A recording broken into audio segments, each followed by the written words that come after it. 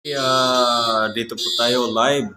Malakas yung ano ng lindol. Somewhere in Samar sa Santo Niño. So, lapit. Sa taas siguro yan eh. Saan yan? Hindi yan sa baba. Sa baba eh. Sa baba yan. Okay, mayroon pong malakas na alarm. So may natala po na na lindol. Ano siya, nung una is 5.7.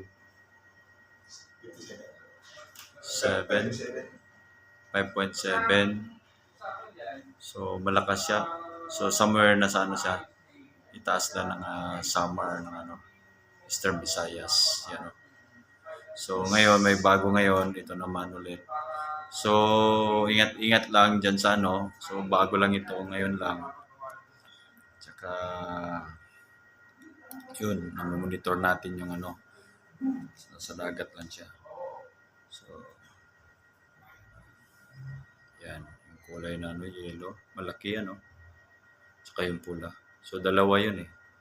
Yung natala namin na malakas na lindol.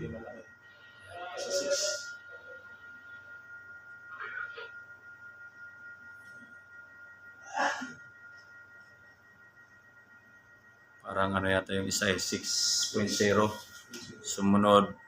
Sumunod is 5.0. Yung sa Pambahuan Northern. Sumunod 4.0. Doon pa rin sa dagat. So yung mga taga Samar dyan, ingat-ingat lang. Ayun, may pula pala sa likod. Yung isa na pula Hindi, yung may pula top yung yellow eh. Yung yellow doon, may siya eh, may pula sa gilid. May pula sa gilid. Aftershock nga siguro. Yan. 5.7. Pero yung sa likod niyan, 6.0 yun. 6 na yun. 6 magnitude. Sumunod, yung aftershock niya is 5.7. Tapos, dito pa rin banda. Malalapit lang yan sila. Dikit-dikit lang yan eh. Mga natala na lindol. Okay, sa araw nito So ngayon, ito po yung natin natala na lindol sa 19 ng August. So 20, yung pinaka-latest yung yan, pakiplat-kiplat. So nasa pa rin siya sa Santo Niño, Samar. 1.9, mahina lang siya. So dyan, banda yung lindol ngayon, hindi na sa naman sa Surigao. Okay, thank you for watching.